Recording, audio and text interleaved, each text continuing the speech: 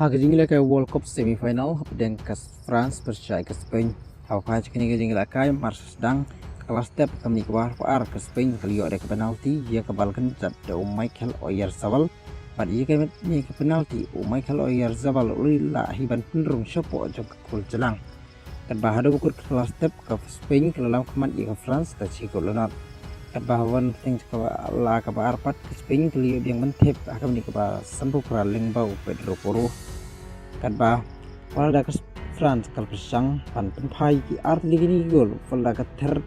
pan penpai kan la kat im pan penpai ki ar gol jam ke Spain henry lam la show ada bukan kejing la kai ke Spain kala himan film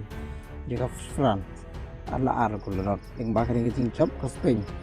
kala yorung saka final kala bagi syak ya ki England redai jaga Argentina kita job kat yang kini kan baka France nambah kini kan amrem kan pun hakas tertulis kalau begitu besar itu England dan naik Argentina kiber sak pelim lah pedeng arti ini tentang ini pitch seki program yang leka World Cup jadi sibit posting senya England kan besar ya ke Argentina ke por ke Arsenal senya ada pai seki history ha kejing kendu jong kini tim kira dia benih kendu lakum bakal sausin ke England kalau job Rusin ya ke Argentina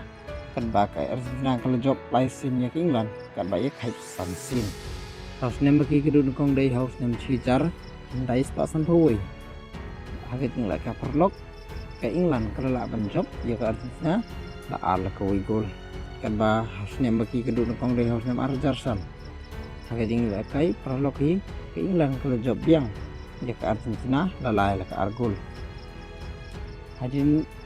hadwi snem tam ni kin kedua biang haking like kai World Cup tu ini pin mano banjop na pring kini anjop ke England dan anjop ke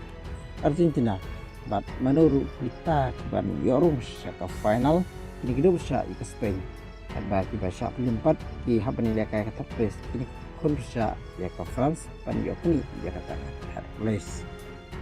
dan na prin so piki ba ko ban pi live ke ni le kai pila ban yo ke ni ha po comment box college puna